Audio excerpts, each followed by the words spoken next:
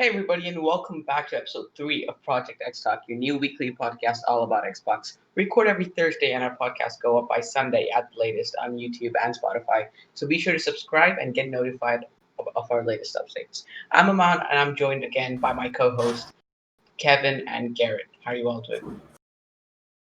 I'm doing wonderfully. Yeah, I'm good. Today we are also joined by a very special guest, Matt from Fun Speculation. Thank you so much for joining us today. For those who might not know, you can share a bit about yourself and where they can find you.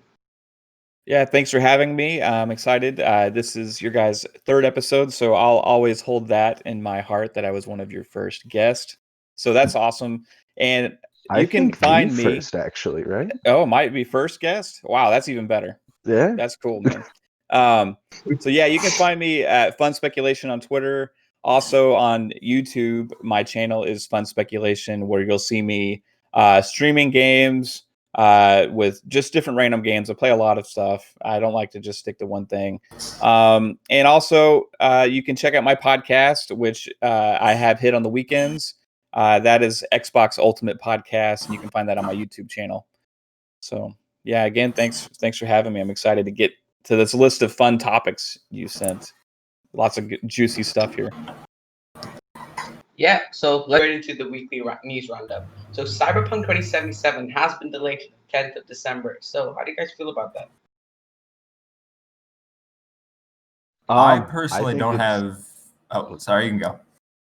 All right, well, I think it's not that big of a deal. It's only 21 days, and if they're only doing it by 21 days, I'm pretty sure this is just a few late gate or game-breaking glitches that they would have to fix. Because, they put themselves on such high laurels with, we are going to release a finished game. It'll be like when we were kids again. That, I think they're just a little afraid to put their baby out into the world at this point. They just let us play it. We're going to find some flaw. I guarantee you there's going to be a kid that jumps off a barrel and flies out across the world. It's going to happen. Just let us get to it, right? But, yeah. That's about it. I personally don't have many strong feelings about the game, but I'm probably one of the only people in the world that isn't excited for it. Absolutely does nothing for me, the whole cyberpunk aesthetic. So, I mean, if they need 3 more weeks to get the game ready, then that's fine. I mean, we always go back to that Shigeru Miyamoto quote where, if you don't delay a game, it comes out, it's bad forever. But if you delay it, then you can make a good game. Obviously paraphrasing, but I'm fine with it. The 21 days isn't a big deal. The amount of delays they've had, that's kind of what's starting to get to people. But at the end of the day, they are also their own publisher, right? So they don't have somebody breathing down their neck saying, hey, you need to get this game out by this deadline. They have high standards. They want to make sure that their gold mine that they are going to release upon the public is as up to their standards as possible. And if they discovered something within the last few weeks that they need to work on and get more polished, or if it's a bug that they discovered, part of the reasoning was, having 9 different platforms that they're releasing at the same time. When you talk about there's Xbox One, Xbox One S, Xbox One X. Then you got Xbox Series S, Xbox Series X. Then you got PS4, PS4 Pro, PS5. Then you got PC, and then you got Stadia. So that's a lot of things to make sure you're optimized for on that individual power level, different scopes of settings that you have to release the game on. And they're just trying to make sure that everything is as polished as possible. And at the end of the day, we're going to be the winners because we're going to play a better game when it launches. This isn't anything to worry about. It's nothing like we've seen at some of the other studios and developers where you start hearing bad, rumors about, people leaving and when is the game actually going to come out? This is just, hey, a few more weeks. We're going to make sure it launches to their standards, and that's what's going on. So non-issue for me. I'm just glad it's going to be a top tier game. It's going to be fun. Do we think it's going to get delayed again into 2021, guys? I wouldn't bet against it. The reasoning that would at be this behind point, that, yeah. I highly feel it's going to get delayed, mainly because now it's anyways out of the Game of the Year category, so there's really no point of getting it out December 10th. So I think they're going to take their time with it and release it like early 2021, maybe late January or as soon as we hit 2021. So yeah, I would bet my money on Vegas for that.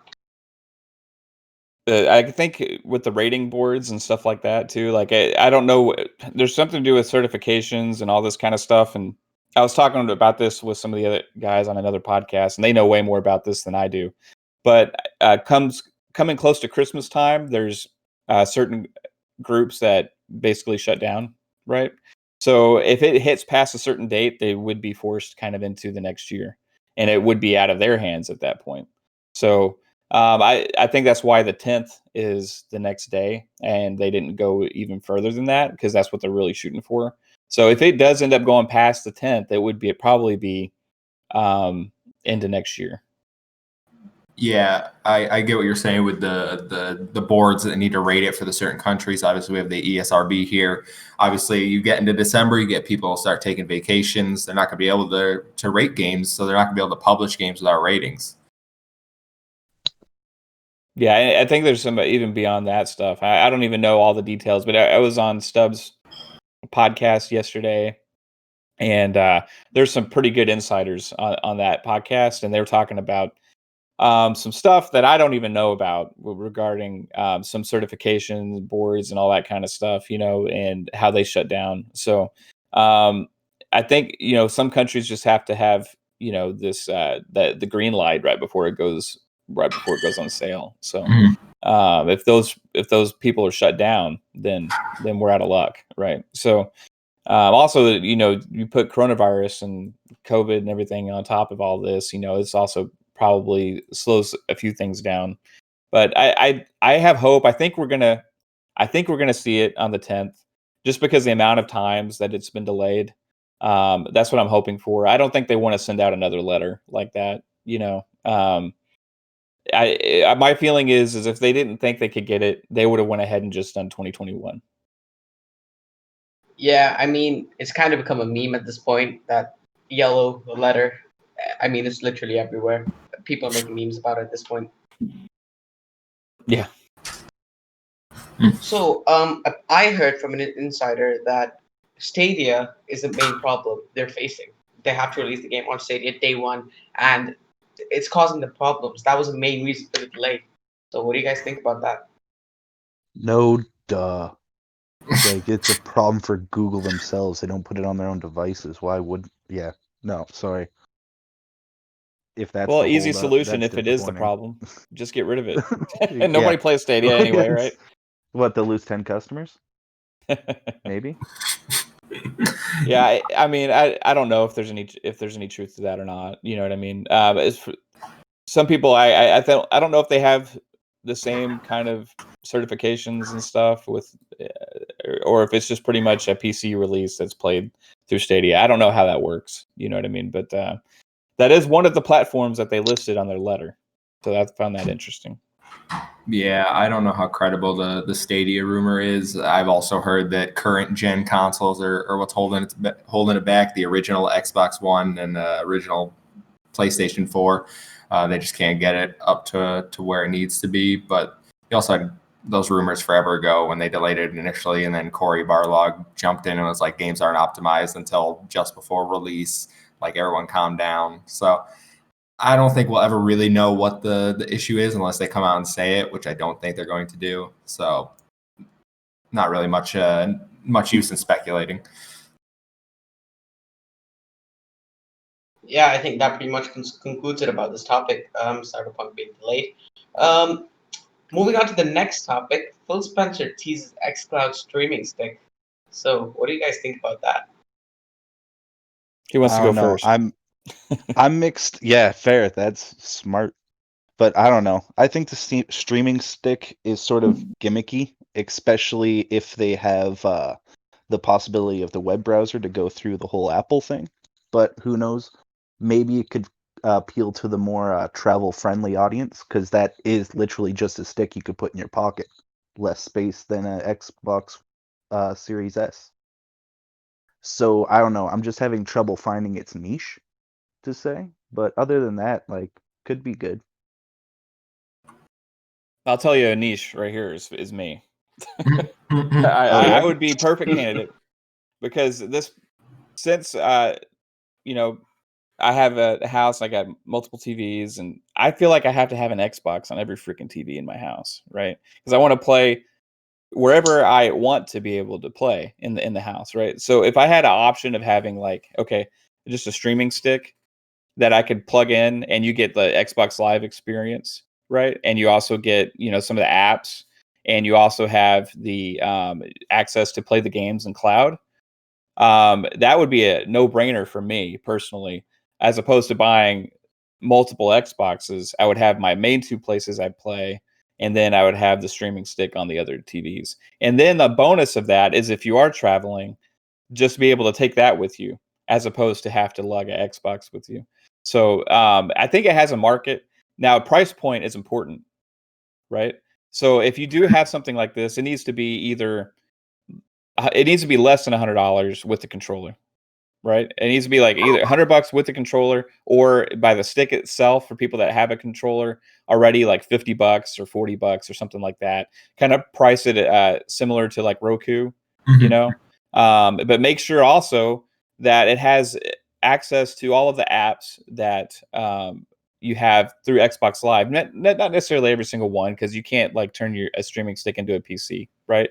But you need to have Netflix, YouTube, Hulu, all of the major apps, because otherwise it's not going to capture the casual audience as much. The other thing that I kind of kicked around is like a lot of the TVs that are going to be coming out are already going to have the app built in, so that's another route they're going to take. This would be for all those people that don't have a smart TV that is going to have the app built in, or people that want to be able to take the experience on the go with them. So it has a market. It just depends on the price. Um, and I think also they did mention potentially, different levels of having, maybe be able to include for free with with a certain level subscription to Game Pass or something like that. You'd get a streaming stick. Um, and now if you're like, okay, so let's say you're a huge Halo fan, and you switched over to PlayStation, or let's say that you just primarily play on PlayStation, right? And you have a huge release like Halo Infinite come out. Halo Infinite comes out. Everybody's talking about it. Everybody's saying, "Hey, this is like the hottest thing right now." But you don't want to go buy a console, right? And you don't want to play on your phone, right? It's easy to go spend $40 on something and then pay the $14 for that month of Game Pass just to give something a shot, right? So um, accessibility is key, and that goes into also all the Bethesda games and the exclusivity of those things. If you have more accessibility with the Xbox brand, it doesn't matter of having those games on another like PlayStation. You can just make them widely available for everybody anyway, right? Now, if they want the best experience, play on a Series X or whatever the next iteration of that will be. But streaming stick is just all about accessibility, affordability, and making the Xbox Live and Game Pass subscription model as widely accessible as possible. You took the words almost off my spreadsheet here of notes regarding this topic.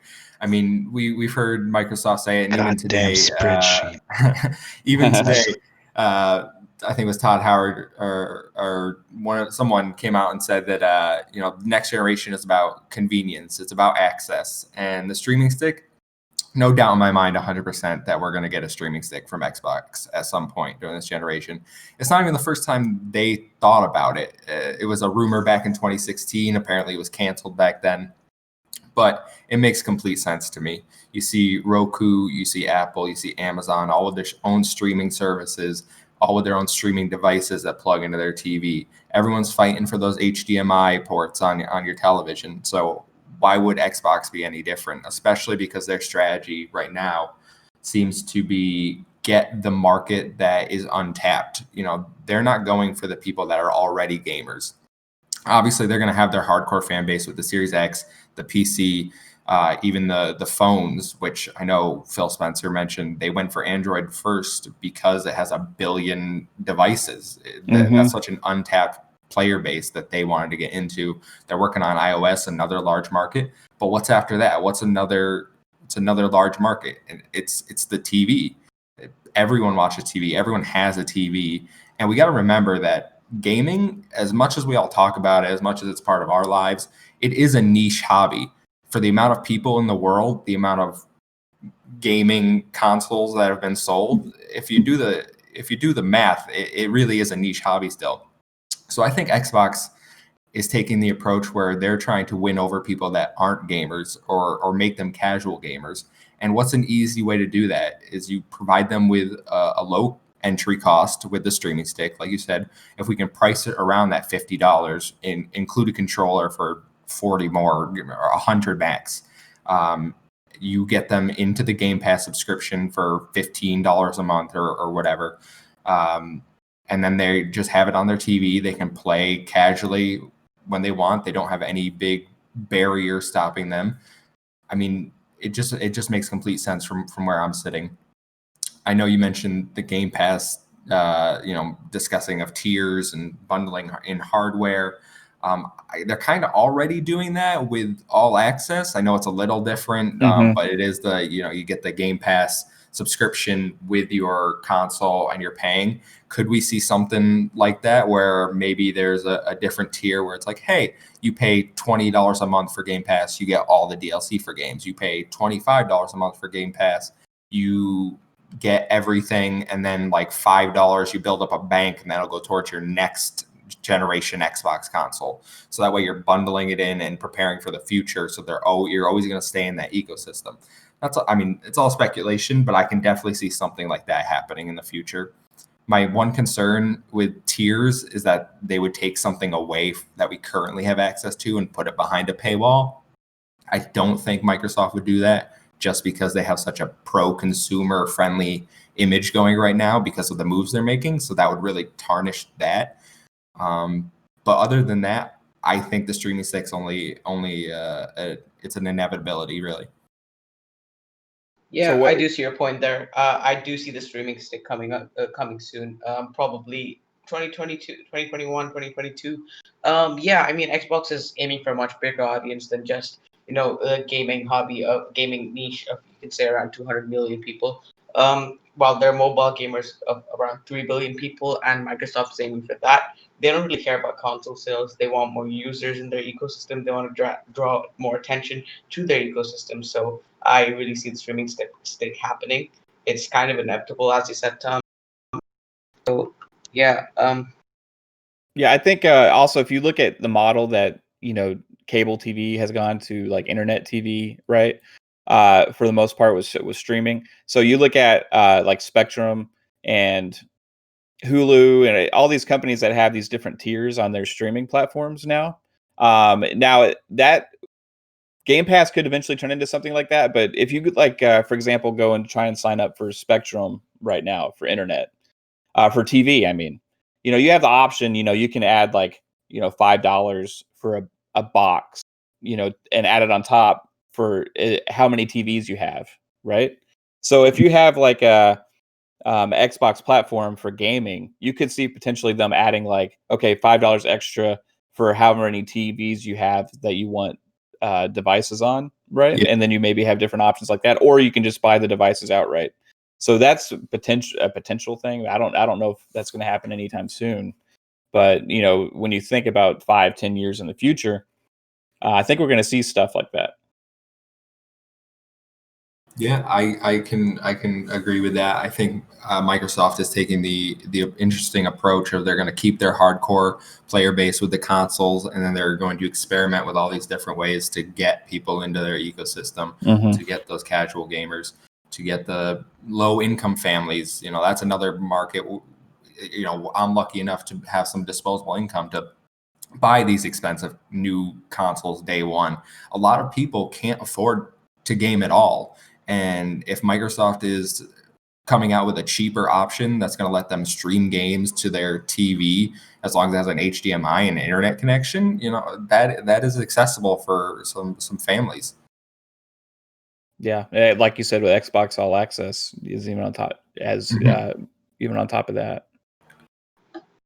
Yeah, I mean, Mav, you're saying something about multiple TVs. Yeah, I can see them doing something like what Netflix does. So for 4 users, you need to pay a few dollars extra.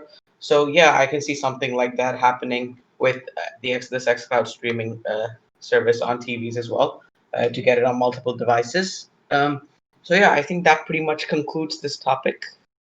So let's move on to iNexile's new steampunk setting RPG.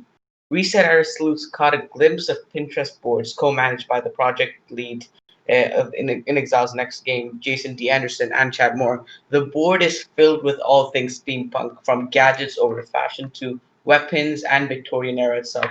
The game is set to be a first-person open-world RPG. So, what are your guys' thoughts on this game? Personally, if it with inXile's game, I'm very excited for it simply because I don't know about you guys, but Wastelanders 3 is a lot of fun, but the turn-based stuff, it was too That game's easy to get amazing. distracted with. Yeah. But I really like the dialogue choices at the beginning of the game. I've probably done the first 4 hours of the game 2-3 times now, and I just really liked how one effect here will be you don't really see the impact of it now, but 5-10 minutes later, then somebody warmed somebody else because of your action. I can't wait to see that in a first-person location or steampunk location. But yeah, I don't know. I'm excited. I'm gonna play it day one, whatever it is. It's gonna be on Game Pass. I mean, Yeah, it's The Game Pass gives us options to play a lot of these games that we never would have tried before.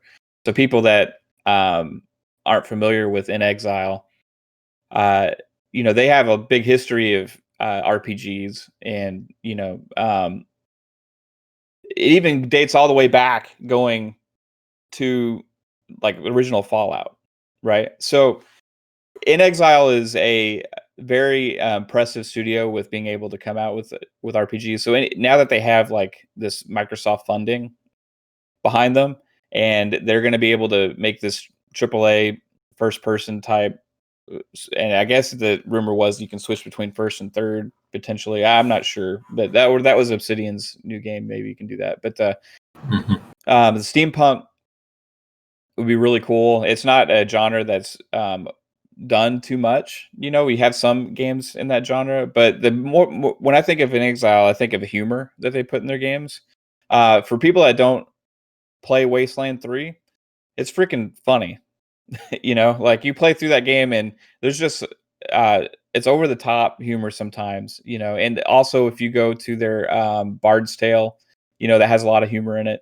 So I'm excited to see what they can bring in that way to like a serious, AAA RPG that's like a first person. Imagine like Skyrim with like a crazy sense of humor.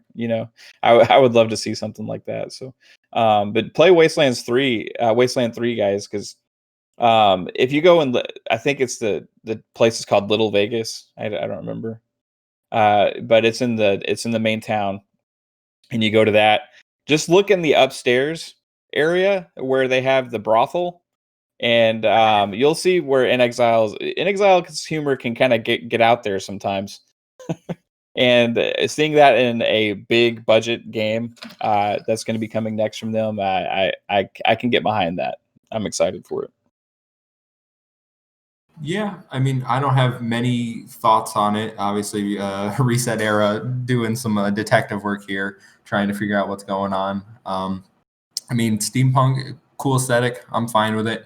I'm more interested in what the game would actually play like. That's really the big driving point for me. So I'm more excited to see some trailers, some gameplay, and see what we're gonna actually be doing. And obviously, Game Pass, so I have no reason not to check it out. yeah, I mean, Xbox literally owns the Western RPG market at this point with inXile, Obsidian, Bethesda now, and also Playground Games making Fable.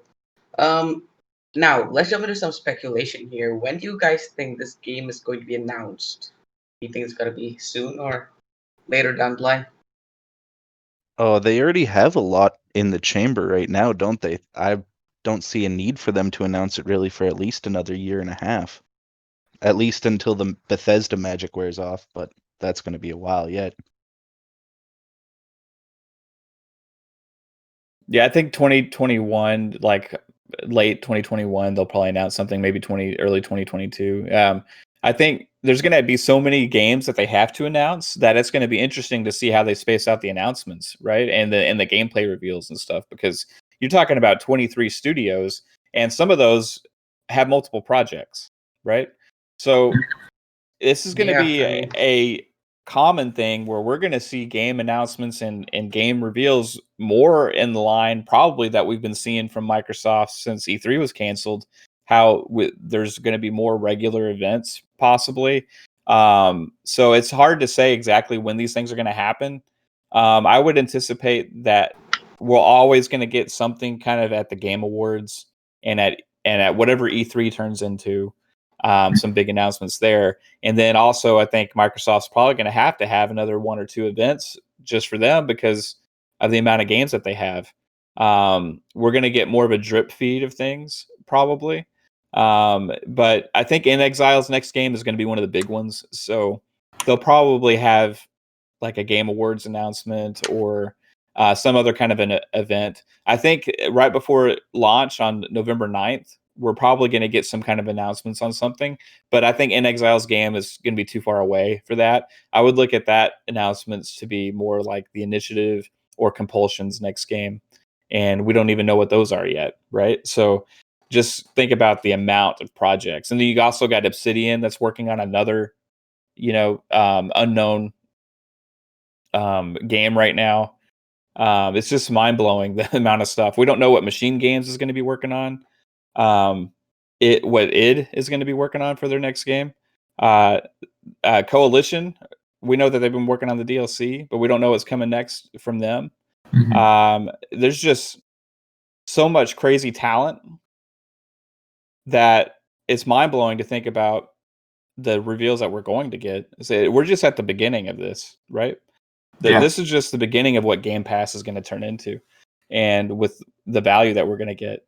So it's exciting to see how they're going to do the reveals too, because we all love reveals, right? yeah, They're I mean, fun. Yeah. with Bethesda, Microsoft bought two E3 conferences, so they can take Yeah. as much. They have two E3 conferences to look forward to, you know.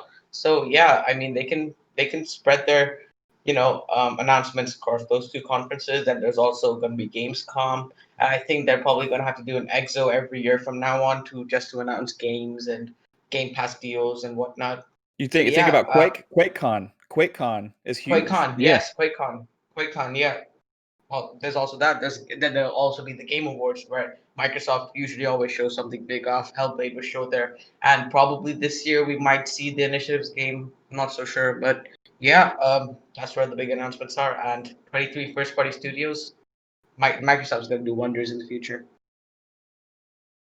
Big Oh yeah, time. So didn't yeah, Phil Spencer himself say that they were trying for at least one AAA game quarterly, and that's not including their Yeah. AA games, right? Mhm. So Yeah. yeah. I mean, we're gonna have to wow. start a whole secondary review channel. Jesus, Yeah. we'll all take a quarter of freaking Game Exactly. Pass and Yeah, I go. mean, this year alone had 10 first-party games. If Halo Infinite would have been there, that would have just been the icing on the cake. But unfortunately, it's not there. But still, first-party games, and they all perform extremely well because of Game Pass.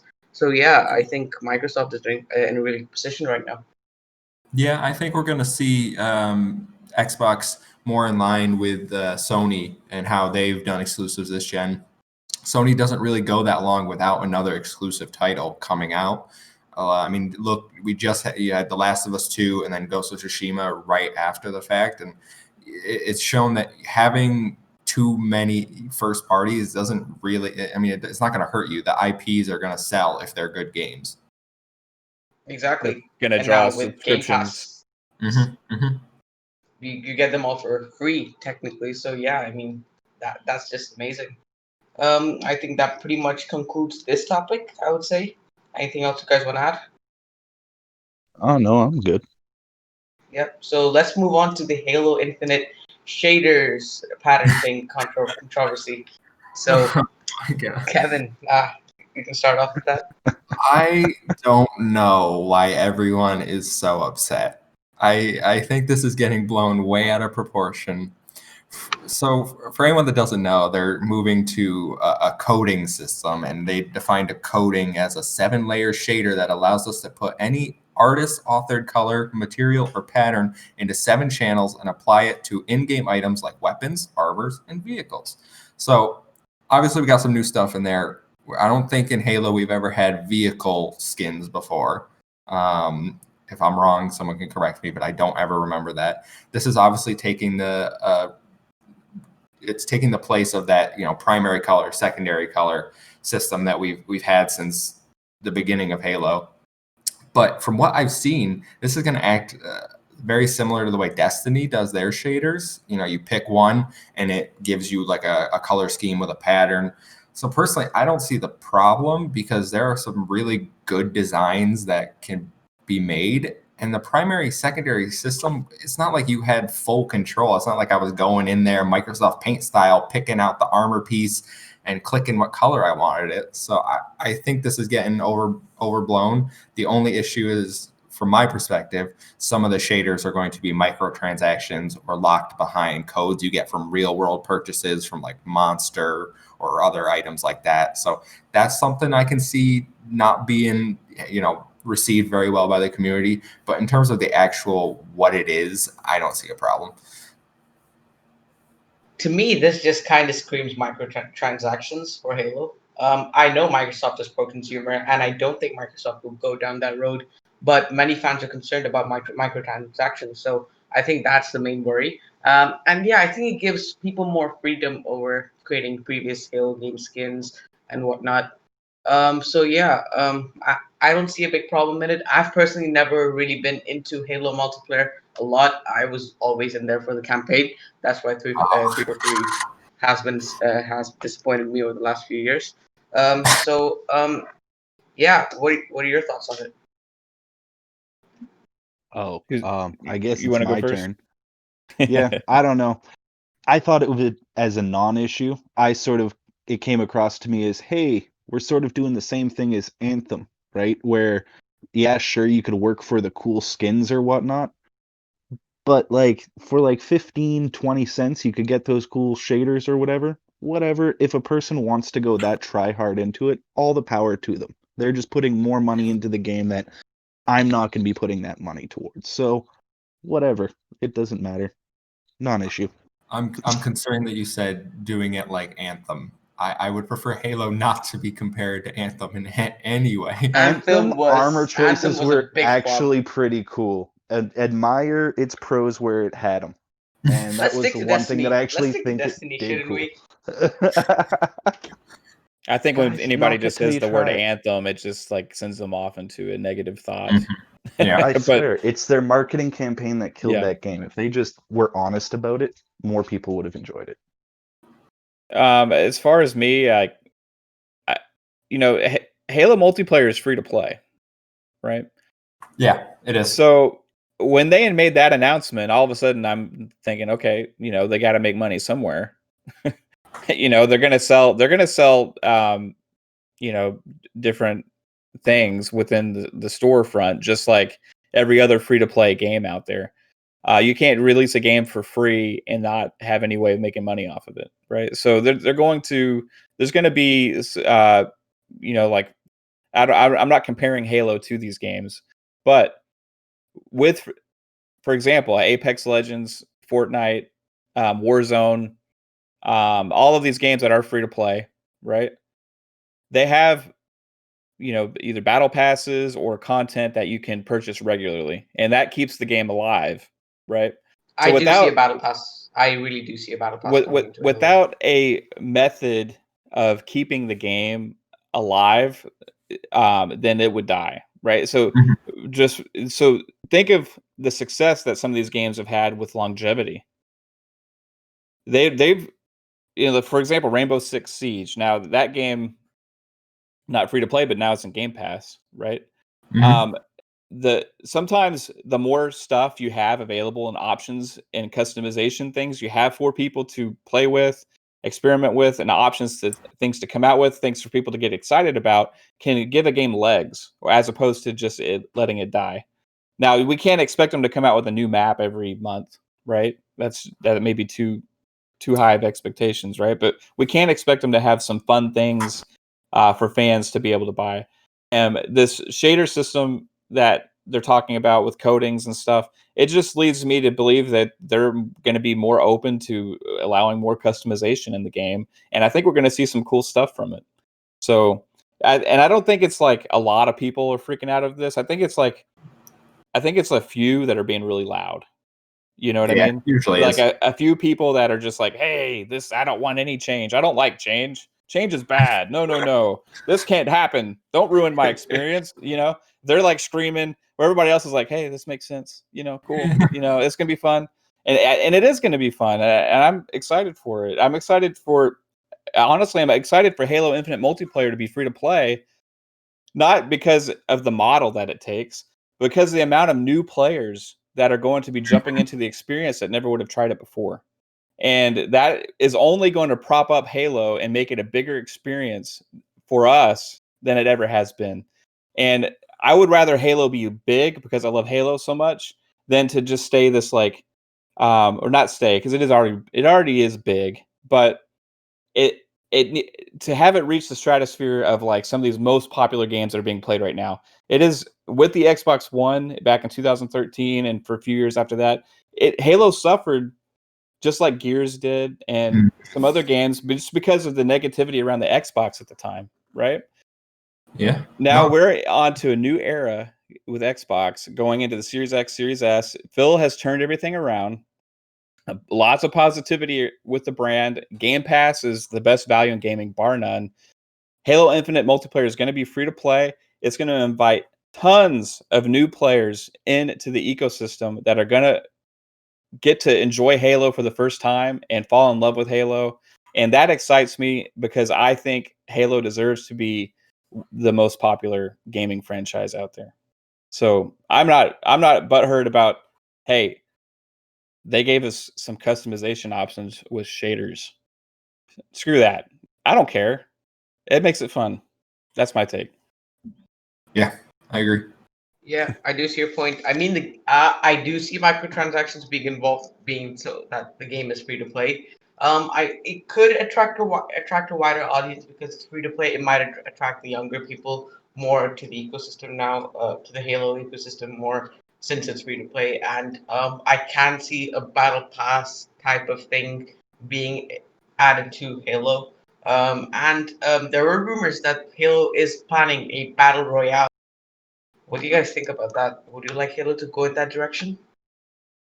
Me personally, no. But I don't like battle royales. The only battle royale I enjoy is Fall Guys, and that's not even a shooter. So personally, they can include a battle royale.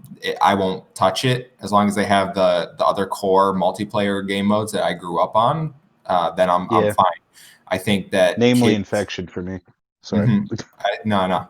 I agree with you. I think kids these days, and I sound so old saying that, I'm only in my 20s, but I think kids these days, they like the battle royale genre for some reason. Something about it really sticks with them, and I know Halo in particular, the art style, the whole way Halo looks does not appeal to the kids like it did back in the early 2000s. They consider it, old looking. The sci-fi isn't like that anymore.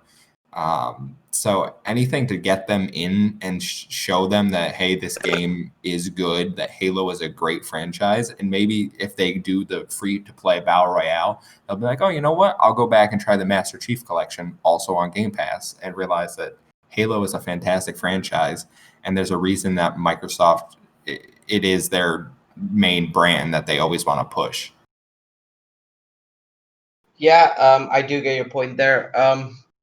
The only thing that attracts kids now is like Fortnite type art style and anything that has Marvel in it. Don't get me wrong, I'm a huge Marvel and DC fan, but That's what seems to attract the younger audience more these days. So that's why I think Microsoft should get a superhero. Completely off topic, but yeah, I do see Halo Infinite going in that direction. Unfortunately, to attract the younger audience. I mean, Call of Duty did it with Warzone. It was pretty successful. So I think yeah, Halo could slowly head into that direction. We're gonna see it. It may not be from 343. I mean, it could be another developer that they bring in here just for a battle royale experience that may be separate, from Infinite. So it may not necessarily be even tied to that game. But I think there is going to be a Halo battle royale coming, and I think it would make sense for it to be ODSTs. You know, that's drop shock troopers, right? So it just makes sense that there was a game that came out on 360. I don't even remember what it was, but it was a pretty fun multiplayer game, and it was kind of almost like a Halo ripoff. And you did launch onto the map from the sky like a drop shock trooper, right? And you landed down, and it was like a multiplayer game that had like objectives and stuff. I wish I could remember the name of that game right now, but speaking of that, that was kind of like a battle royale before it even existed. But anyway, Halo would just make sense, because of you already got the lore behind it. You already have the environment. You got the Halo ring you could base it on, right? You have vehicles. Everything is already pre-made, ready to go. You just have to implement it in a good and fun way, and people would get excited about it. And if it's done in the right way, and it doesn't, like you guys said, take away from the traditional Halo experience, that's the key. It's not one or the other. You got to have this experience, and then you got to have the traditional Halo multiplayer arena experience, right? And as long as you have both, I think that's only going to grow Halo and grow the brand, and maybe get some of those guys that just love battle royales to try the regular multiplayer. You know what I mean? So I think, like, for example, Apex Legends got people to try Titanfall that never played it before. So I think the most important question is, do you guys prefer Halo multiplayer with sprinting or without sprinting? ooh, that's a touchy subject. I'm a no sprinting guy. Halo 2 is my multiplayer at its best. I agree with you there. No once sprinting. once they started introducing sprinting and all the power ups and all that, I kind of fell away from the multiplayer. Although I did enjoy Halo 5 a lot. That multiplayer was probably the best since Halo 2, in my opinion. No sprint. Increase the speed a little bit.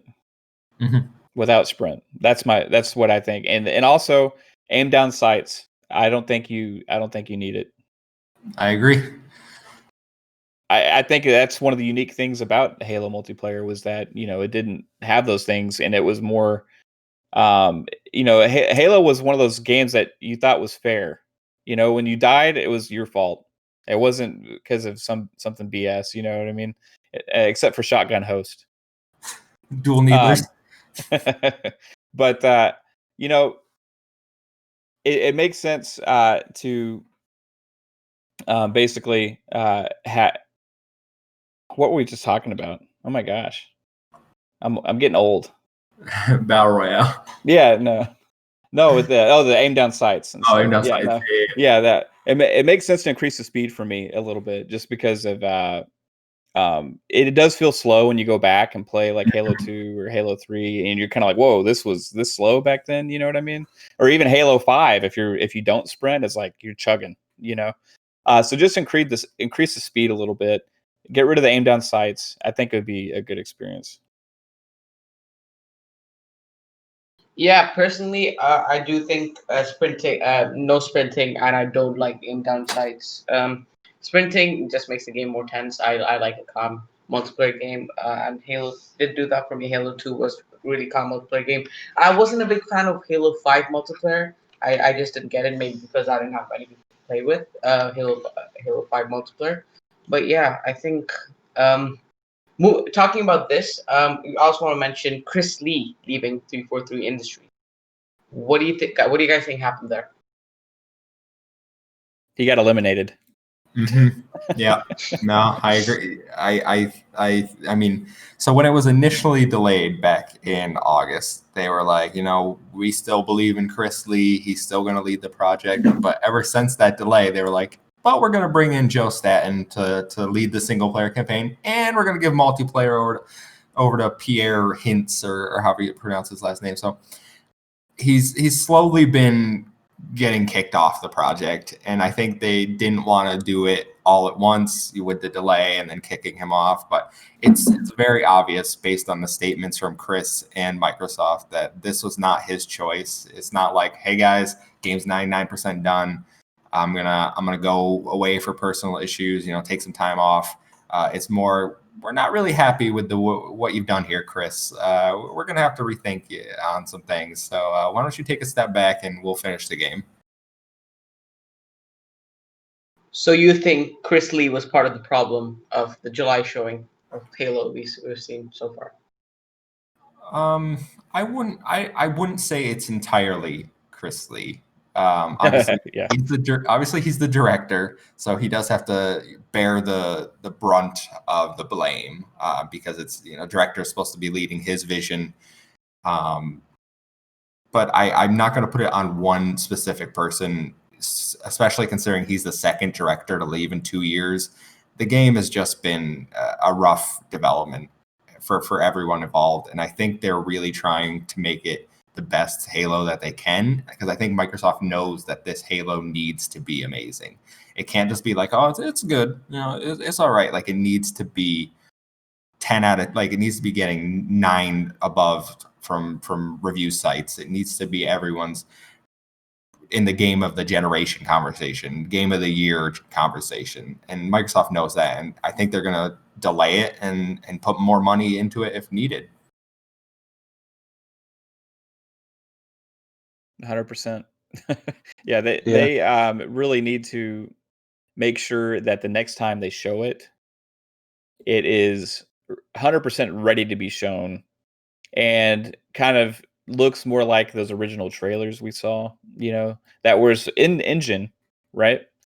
But when you saw the actual gameplay, it was like, okay, they took a step down. Now, I wasn't really worried about the graphics and stuff, and some of that we saw. Now, should they have shown the game in that state?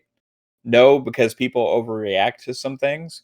But that's kind of part of the Xbox games marketing not being very good sometimes. Mhm.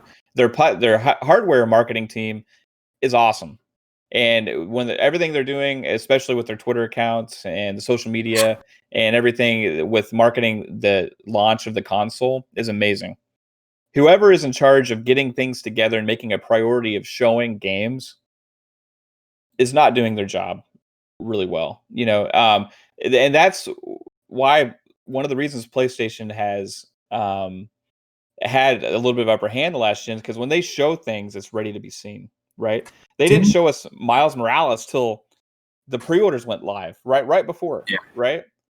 That was months after we saw Halo Infinite.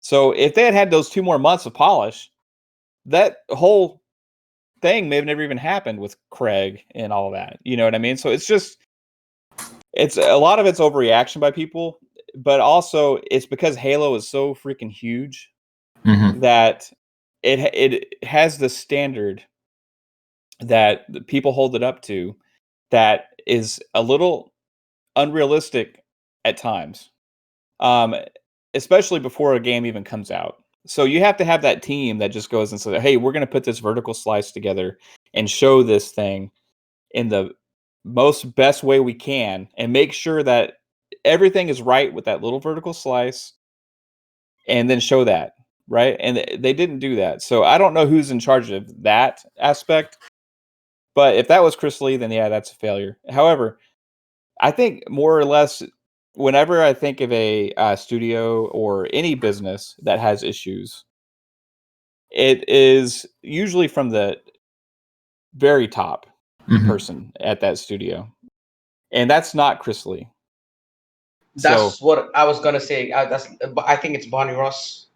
But yeah, I don't want to point fingers. I don't want to jump straight to conclusions. But So these if people you've are very if you've well noticed, respected, right? yeah.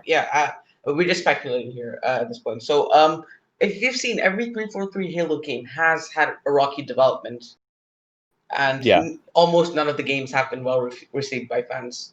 And I think it's the people above Chris Lee, um, aka Bonnie Ross. I'm not pointing fingers at her. We don't know what the whole story is. We don't know what's going on behind the scenes, but I'm guessing that's what it could be.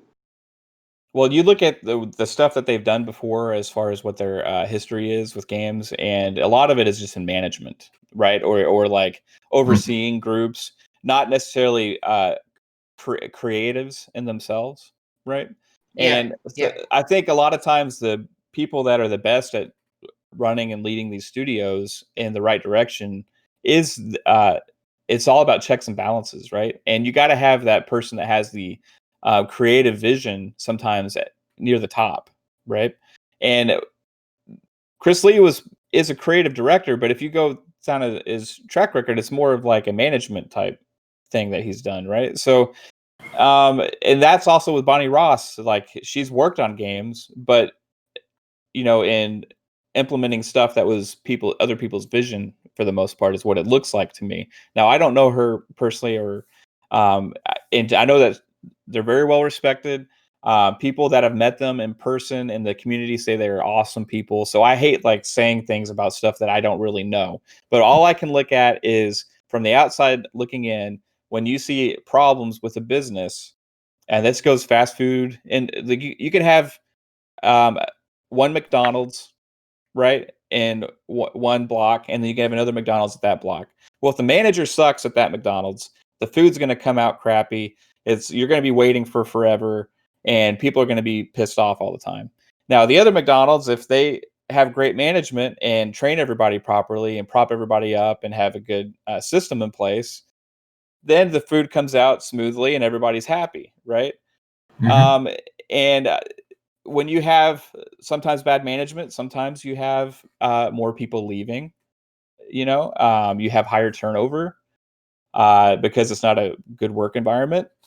And this is a lot of things we've been hearing about 343 from not just one or two people, from multiple people. And you've had three high ups now leave within the last year. He wasn't the first person. Last year there was two other people that left, right? A lead Yeah. producer and I think a creative director at that time. I don't remember who, Tim Longo or something like that. So this is an ongoing thing with them. And then if you go back and even listen to some of the interviews that Bonnie Ross did, like she did one with Ryan McCaffrey at IGN on his show Unfiltered. She was like, "Yeah, I think we kind of got the story right on Halo 4, but didn't get the multiplayer right." And then she was like, "And on Halo 5, I think we got the multiplayer right, but we didn't get the single player right. So I hope with this time we put it all together for a great experience." So there's always like some excuse, and even they went to the Master Chief Collection. You know, I want the person that's in charge of Halo to have that vision for what Halo needs to be. And I think that's why they brought Joe Staten in there, because I think they realize what their issues are, because they don't have the vision at the top that's a creative. And he's one of the original Mhm. guys from Halo. Him and Marty O'Donnell are probably the two people that shaped what Halo is more than anybody. Now, if they can't get Marty, I guess, so you have Joe Staten in there, and he's going to make sure that his baby, Halo, is going to be heading the right direction. And maybe things got around, and he said, "Hey, this guy's got to go and not be part of the project anymore because it's not." Maybe he's one of the issues. So that now we see Chris Lee leave. I don't know if we'll see that from Bonnie Ross. I think she has too much power. She's too high up. I'm not sure what's going to happen there, but I don't think we're done seeing this at 343. I think they're in a transitioning period now. I think we're going to see a lot of people shift and move, and I think it's a good thing overall. There is talent at that studio. They have Halo 4 looks freaking incredible, Mhm. right? It's a beautiful game. They just need to put everything together and that requires management to do so.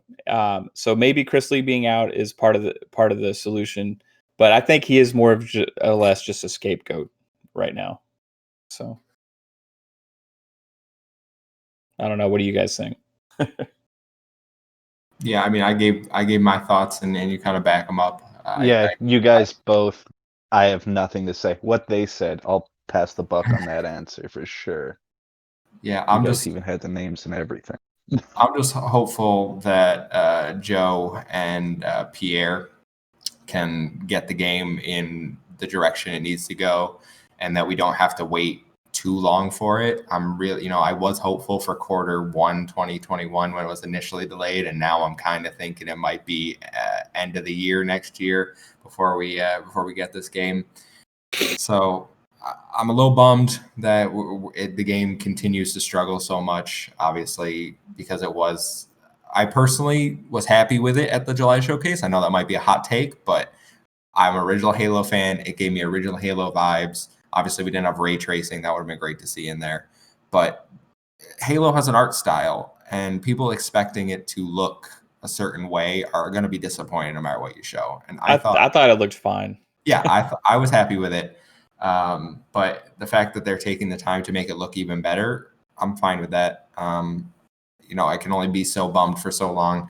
I just want them to get it right and to keep working with the people that want to get it right. Yeah, that's also that demo. Actually, sorry. Yeah, go ahead. Go on. Yeah, so that demo was running on like a dev kit, right? And that was like it was old. A bug. It was like a medium spec PC or whatever, supposedly. So anyway, like we've seen now a couple games that have launched or that are closer to launch that have had massive improvements on the visuals with the latest updates that we've seen from them. Assassin's Creed Valhalla, the last deep dive, looked immensely better than the first gameplay we saw from that game. Also, Scorn, who just had the gameplay. Games had a massive upgrade. Assassin's Creed Valhalla especially. Yeah, that upgrade was massive.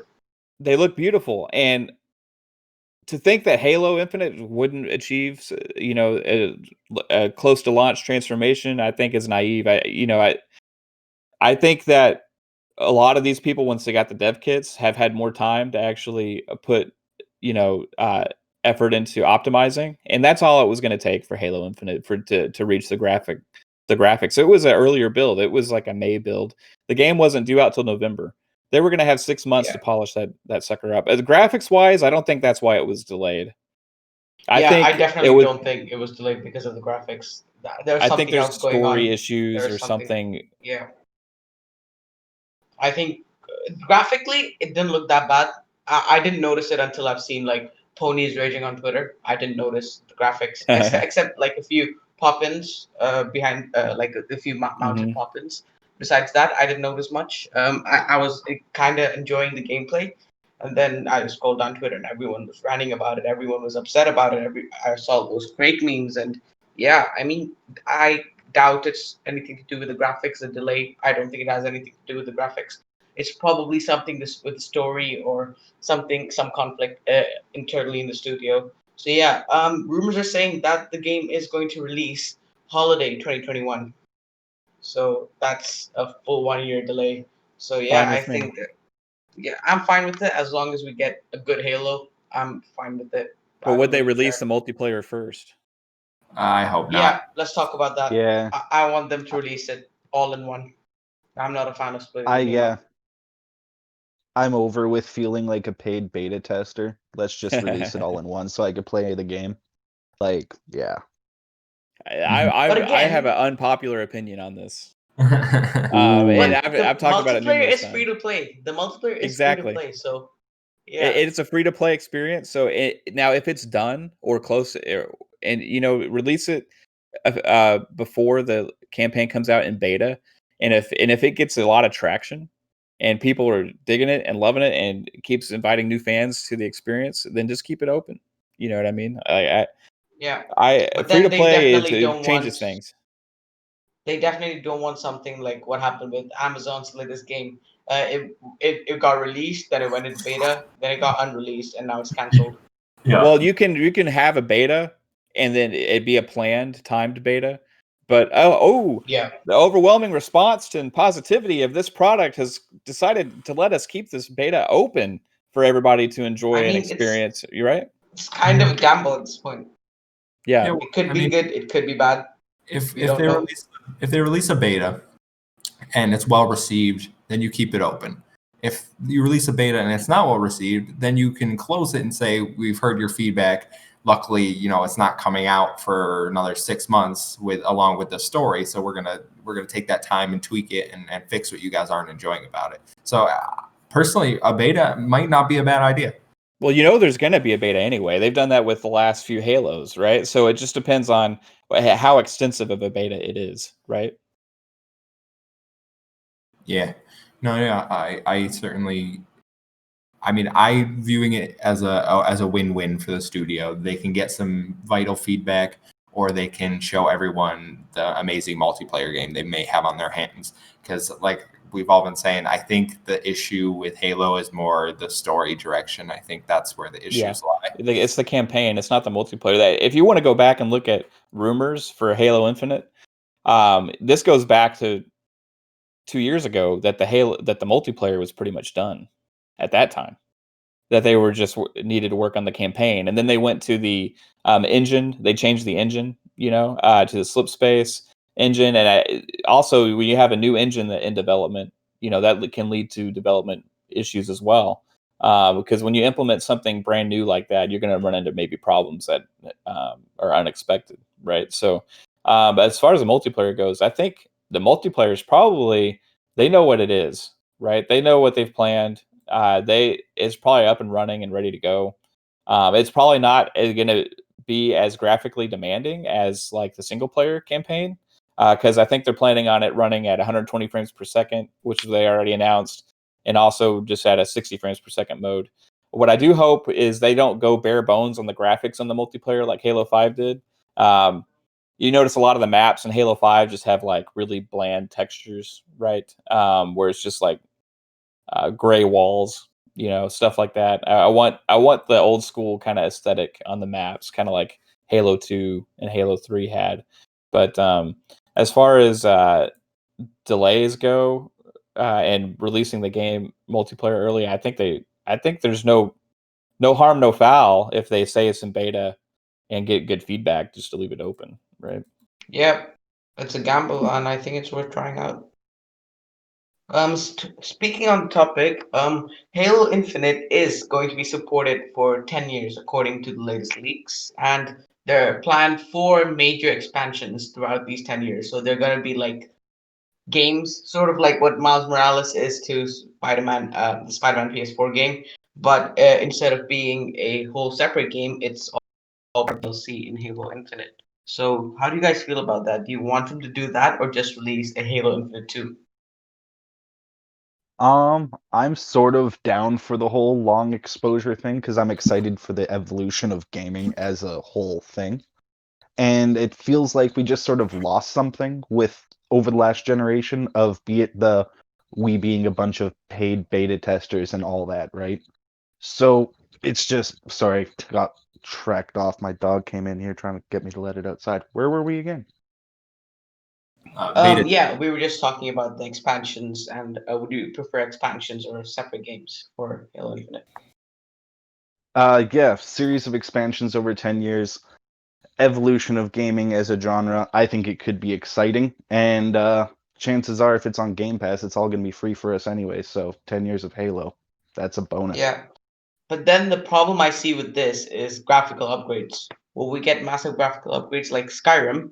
It's been going on for what, about 9 years now, and if you look at its graphics right now, it's nothing. It's like horrible compared to the graphics of God of War. So I don't think we'll be getting these major graphical upgrades if we continue in one game for 10 years. Yeah, I but think we on the other will. hand, to that, didn't Fortnite add an engine? Like, I know Fortnite's a weird example. I haven't played Mhm. that thing since season 2. But didn't they add like a whole graphics engine update? Like, I could be wrong here on this one, but I thought No, there they was an did. They article did, about. and Yeah, it's even going to go again with the new consoles launch. They're implementing a lot of things. Like look at Gears 5, the optimizations on that we're getting. I think as far as Halo goes, a 10-year thing is an awesome idea. You're telling people that you're committed to this product long term, and we're gonna see. Phil's already said himself they're already working on the next consoles, what they're going to be. They're going to be releasing, new consoles that are running on the same architecture and everything a few years from now, and those are going to come with maybe what we're seeing with the newest graphics cards and everything, or it's going to have even more ray tracing capabilities and stuff. And if you're talking about keeping a game alive for that long, you're going to come out with major graphical updates when it becomes feasible to do so. I'm not saying every year. I'm saying maybe like 3 years from now, when Halo Infinite is on Xbox Series Z, whatever the heck it is, right? We're going to see some kind of an overhaul with it, a massive update, just like we did this generation when we got all these with Xbox Gears One 5. X enhanced games, right? Yeah. So I think I see it's your point there. definitely going to happen for sure. Yeah, I definitely do see your point there. So would you like these expansions to be a continuation of the Halo Infinite series? So like the Halo Infinite story split in four, or you want to see a new story each with each expansion, like Master Chief exploring something new in each expansion, or just continuing one story? I would like something new just so that when you finish a game, it feels like you finished something. Because I feel that was Yeah, something that was sort of lacking with no, the DLC is going to have a bit of the main story continuation in it, right? So you'll get there and it's like, yeah, in 4 months I'll know what happened. I don't want that. yeah. I mean, Like, I not just want everybody will good have Game Pass. chunks. Not everybody will get the DLC for free. So Yeah, that's yeah, true. I don't that could. think it needs to be a continuation. The DLC, if we get DLC for Halo Infinite, I don't even think it needs to follow Master Chief. You can give me an ODST style story as an expansion. I'm sure people will eat that up. Separate Yeah, separate do side that. stories, separate experiences Yeah. that go Yeah, and and delve then deeper into the eventually lore. they all tie in together. I wouldn't mind that. Right. I wouldn't mind stuff that goes and tells some of the stories to fill in the gaps. You know what I mean? And so some of that kind of stuff. Some of the stuff that's in the books and everything. So there's with Halo, there's ultimate possibilities. I wouldn't mind seeing them have some kind of id with crossover where id works on a Halo property, right? There's a lot I of want to see a Doom potential. guy and Master Chief crossover. But That you would could be see maybe epic. see a Master Chief skin in Doom, right? You could have that happen. Yeah, we could have that, or the other way around. Doom guy Yeah, skin and Master I Chief. was thinking about a Halo game like Doom, right, where all the enemies are Covenant and Yeah, the brutes and stuff, and your Master Chief going around with your assault rifle and energy sword and stuff. Like, wow, hey, that that would would be be great. amazing, right? I mean, 343 are teasing that. Yesterday I think they posted a picture on their Instagram with Doom guy and Master Chief standing back to back, and they said, "How would you like to see this duel?" I mean, Right? could it be? Personally, an Xbox wide battle royale game, I would probably try. Ooh. Oh That man. would be pretty good. Okay, that would Oh. be pretty good. Like an Oh. answer to Super That Smash would be pretty Bros. good. Like, oh my god. That would be pretty Heck good. I yeah. mean, Well, Xbox has a lot of IPs now. oh yeah. Right? They can throw Banjo in there. They can throw Joanne Dark in there. They can throw Senua in there. You Wow, could that would be have epic. a Dragonborn launch from the sky and drop down, and you hear Exactly. Dovahkiin. Exactly. It would be just You can have like, Conquer in there. You can have a lot of stuff. Or the crossover parts, right? I would like to see the Master Chief coming over a hill doing a couple Skyrim shouts at a dude. That yeah, would there be you Yeah, cool. go. that would be great. Yeah, I mean, that's Or the amazing. Skyrim dude with the Like BFG. I would piss myself they could laughing. make an Overwatch style of game as well, including these characters. Like Quake, you could say basically. Quake. They can revive Quake, adding all these characters to Quake. Well, Adding I Yeah, not think that's all of very them. true too. Adding like Joanne Dark and Master Chief to Yeah, well, the shooter friendly ones, yeah. the next Killer Yeah. Instinct. Oh, Oh. Yeah, that you get just that think of would the be possibilities that these acquisitions happen. And here's the other thing: Xbox is not done. They are acquiring Yeah, more, and we don't know what we'll it's get going to into be. we'll get into more. We'll get into that later in the game related topic. That's gonna be a big topic. I think We'll that's a get into good that now transition, shortly. actually into Phil Spencer's Game Reactor interview. If we're moving on, that one's gonna be long, so I think we should start moving on to that one now. I think we pretty much did everything related to Halo. yeah. So So moving on. yeah, Let's talk about Phil Spencer's interview with Game Reactor. So Phil Spencer now believes that the Xbox ecosystem is lacking E-rated games, E for everyone, in the ESRB rating. I think this is directly to Banjo coming back. I say if only they had a cute, adorable bear and bird that they could make a game for. Maybe a cult classic that fans such as myself have been dying for 20 plus years. They can use the new model from Super Smash Brothers for him. Like, wow. It's just Banjo, Conquer. They have a lot of unused IP, which they can just buy. They can they can contract it out Conquer's to. hardly an E for everyone game. Let's Conquer's not an E-rated game. The good one anyway. Okay, wait, on a side note, my Conquer. parents totally got that game for me based off of the cute squirrel in the front. Yeah, so technically, I think we could see them acquiring somebody like Delala, or one of these other studios that also could be just make some more E for everyone games. Who makes Super Lucky's Tale? That's actually, that developer is near me. They're about half an hour away from me. I forget, and honestly, I forget the name of them. but they're in Texas. Yeah, they kind of have that whole aesthetic that I think Phil is kind of looking for. That E-rated, cute little mascot that Banjo, Conquer. I can see Halo kart, or not Halo, but Xbox Kart Racer.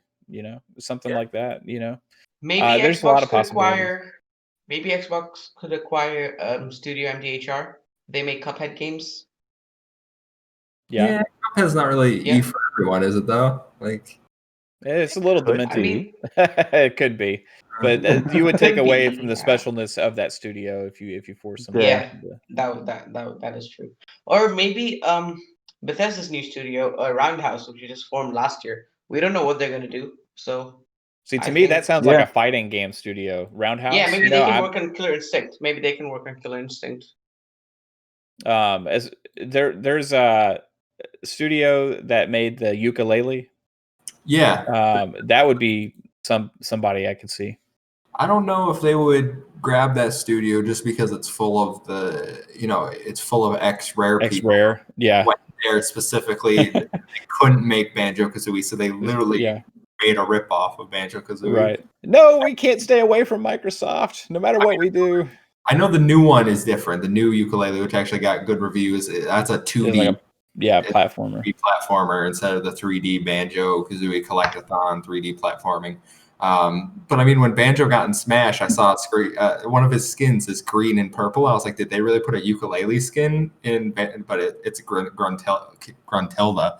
But my mind immediately went to, wow, they're not even trying to hide that they know ukulele is ripped off. I mean, I think they should acquire Delala Studios. I think they also get the Crash Bandicoot IP with that. So, do we consider Crash as E-rated game? Yeah, Crash is E-rated, but he has such ties to PlayStation even now. Yeah, with Naughty Dog. Yeah, that's a weird one. But I mean, I always thought of him as a PlayStation. So did Deathloop. So did Ghostwire Tokyo. So did Deathloop. That's a little different. They weren't the mascot for PlayStation back in the 90s. They weren't in all the commercials. Yeah. So who owns the Crash license?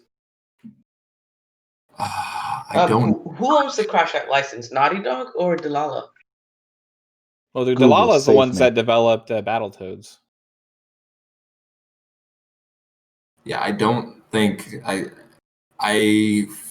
didn't. Was it? Toys for Bob or somebody made the. Activision owns the Crash Bandicoot IP. Yeah, it's a multi-platform game.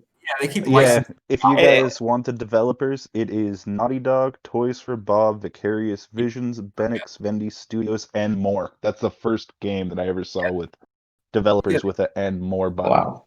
It's because they keep licensing out the yeah. Yeah, IP. So getting crashed is a pipe dream, and it's pretty unrealistic.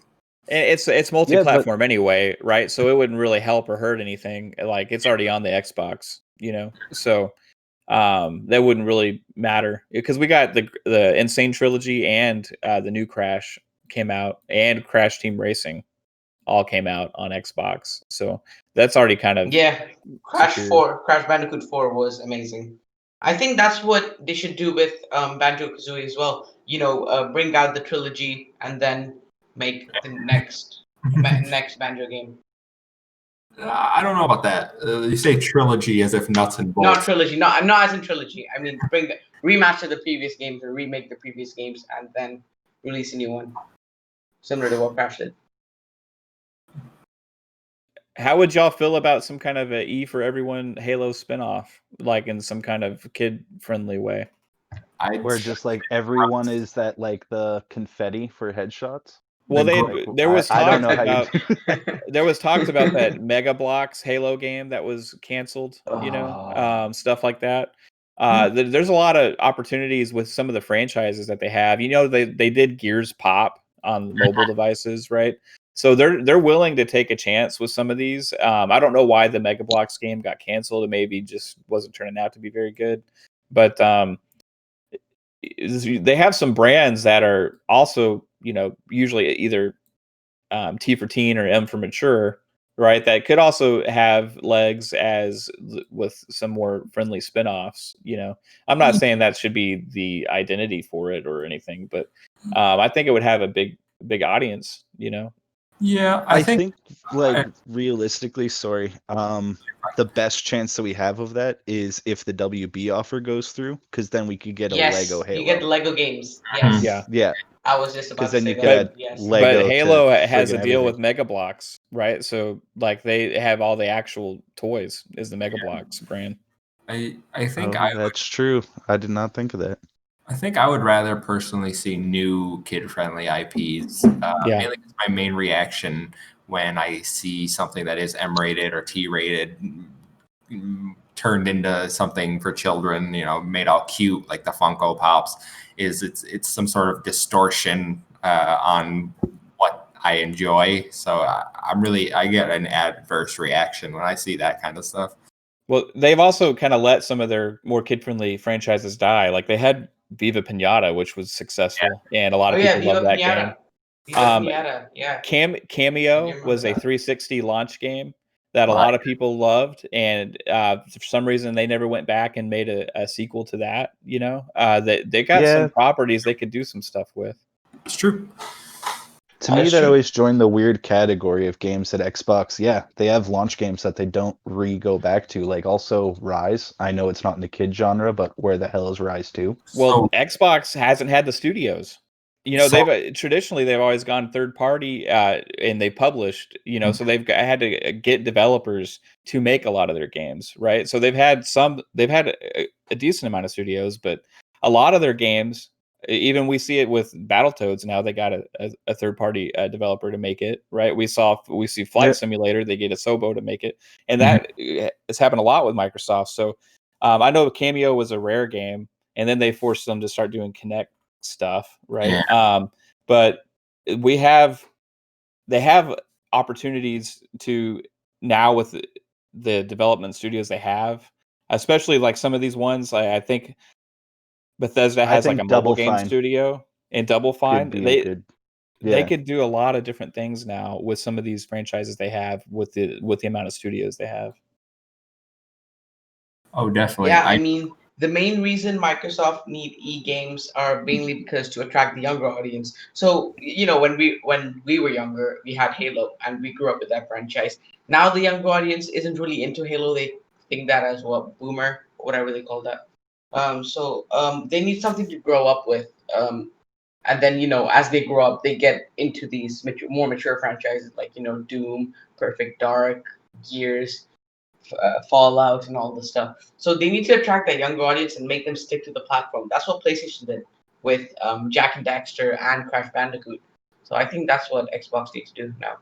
Yeah, I mean, I know specifically in the case of Rise, because I looked it up actually a few weeks ago. They were gonna make a Rise 2, but there's a dispute with the studio that made Rise, and they don't currently own the IP, and they're not willing to sell it. So there's not going to be a Rise 2. But in terms of what we were talking about with the developing a E for Everyone series that kids can grow up with and then transition, I mean, I know actually as I've gotten older, I've kind of gone back to enjoying the E for Everyone type games. So like I obviously enjoy the more mature games, but I play Smash. I enjoy the kid-friendly platformers. I know Sackboy on PlayStation is one of my most is the only launch title I really care about for PlayStation, to be honest with you. So I mean, it isn't just kids. Adults enjoy the cute, friendly games as well. So I can see that. And then you obviously have the Series S, which is the cheaper console that parents could buy their kids and play those games on. So it just makes sense from a strategic standpoint for me to try to develop some new IP or bring back an existing kid-friendly IP. Again, for Game Pass also, because, parents that don't play games or care about games, the more kid-friendly experiences you see, and easily accessible experiences you see, is going to be more, parents are going to be more willing to take that subscription, right, for their family. So that's a big factor into having those titles. Yeah, I do see your point there. Phil Spencer also said in the Game Reactor interview that they're looking to get more single-player games. So I think they're hinting to more, third-person Sony type of games, like Last of Us, God of War. So what do you think that do you see them reviving Rise series, getting the IP, or buying Crytek out? No, I don't think they need to either. I think they already have plenty of third person or even first person single player games in development. I mean, that's they're dominating the announcement of Western RPGs at the moment, and those tend to be single player. Yeah, but most of the Western RPGs that Microsoft have right now are first person. Like if you look at Fallout, that's first person. Elder Scrolls, that's first person. Halo, first person. Elder Scrolls can be switched between third and first. I mean, I played Skyrim in third person. You can bet that the Initiatives game is going to be third person also, because Drew Murray is the creative director there, and he goes back to Tomb Raider and Sunset Overdrive. He was from Insomniac, so yeah, Sunset Overdrive. But the head of the studio, actually Daryl Gallagher, goes back to Square Enix, and he was worked on Tomb Raider and was in charge of Square Enix Western games. So there's a lot of reason to believe that the Initiatives game is going to be like a third-person action adventure game, or spy game essentially. That's the only game. It may be Compulsion and Initiatives game. Psychonauts is a third-person game. I mean, that's not stellar compared to PlayStation's lineup. I can see. I think personally they should bring back Rise. Making a Rise 2. That's one of the games. Crytek is one of the studios rumored, that could be up for grabs. Oh Jesus, rumors! Yeah. God. Yeah, rumors. It's all fun speculation here. It's just rumors. I mean, you also get the Crysis IP with that. Crysis. We know that they're going to buy. We know that once that Bethesda thing and ZeniMax thing happen, anything can happen. Right, of like led everybody.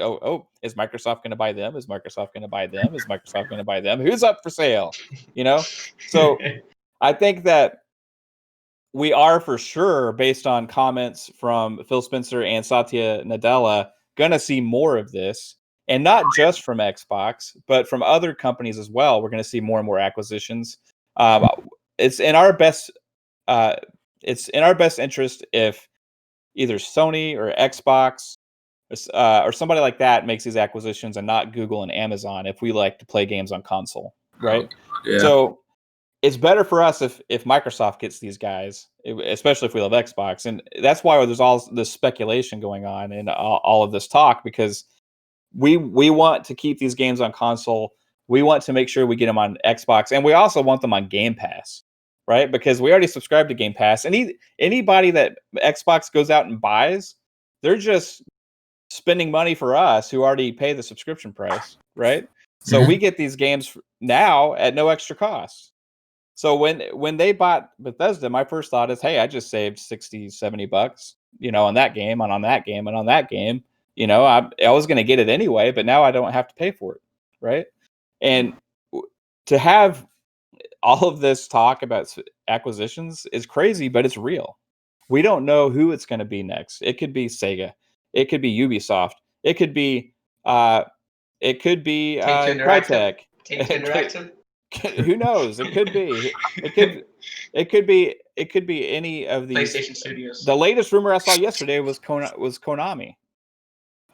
And yeah, I mean, it's crazy to Konami think, would but be this pretty stuff is possible, and there are talks, and there's probably already one or two that have happened that we don't know about yet. So we didn't know about Bethesda. Now that's such a freaking huge deal that we had no rumblings of before it actually went down. Yeah, and that still surprises me that no one squeaked. Like, not one Yeah. person. Bullshit. It's crazy. I mean, Well, if they need third person games, single player games, a good studio out there right now is WB Games. I know they said they're not for sale, but I still think it's a marketing tactic. I still think they are for sale, considering their AT&T is in $200 billion of debt. So you get games like Batman, you get Middle Earth series, you get the Harry Potter series, you get Lord of the Rings, you get Game of Thrones. They don't automatically get all this IP, but obviously they're gonna license them out and try to get some sort of you do get exclusivity on Mortal the Xbox. Kombat. Yeah, Yeah. Mortal Kombat as Oh, well. the Yeah. most kid-friendly game. That's not E for everyone. Well, you get you get those you don't get all the licenses, but you get access to acquire the licenses pretty much. So they can Yeah. still make those deals work So probably. even if they're not exclusive, they'll be day one on Xbox on Game Pass. So I see that as a win. I really don't mind if Bethesda games go to PlayStation. Obviously, it's PlayStation ponies on Twitter are just going to be annoying. But if they do go on PlayStation, I don't really mind because I'll be getting them for free while they have to pay $70 to get that game. Yeah, I don't think they're going to honestly, though. Yeah. the chance is, Uh, well, Xbox has a better chance of buying PlayStation, of having their content on there. But if it does happen, I don't see why anyone would be mad, because they're paying for the development of our games that we're enjoying for $15 a month. Yeah. Like, They don't really need to though, because the accessibility of these games is going to be way more than what PlayStation's going to have, right? So they're looking, okay, PlayStation's going to have, by the time some of these games drop, 50 million, 70 million consoles or whatever out there. And that's a lot. But how many people are going to 3 have billion's bigger. Game Pass apps on their TVs and on their phones and on their devices? And now if they want the best experience, go buy an Xbox or play on PC, right? I don't think they need to go to the PlayStation market because they're not competing with them anymore. They're competing with Google and Amazon. Yeah, I agree with that. See, many people from my friend group, they're getting the PlayStation 5, but they also have Game Pass and Xcloud, so they can play the Xbox games on their PC or their mobile. So Xbox is already getting users in from the PlayStation fan base, and some people are also getting the Series S, which I think that was the main purpose of the console, for it to act as a secondary console, like how the Nintendo Switch was. It wasn't necessarily a primary console. It wasn't a console people were going to have as their primary. It's something they had as a side. And now PlayStation users can have Xbox Series S for that, so they can play Bethesda games and any other acquisition Microsoft makes. So, talking about Bethesda, Phil Spencer in the interview with Game Reactor, he said that the deal is not finalized yet, and it is illegal for him to talk about exclusivity with the Bethesda games till the deal is final, which is going to be early 2021. So that could be why Phil hasn't given a straight answer.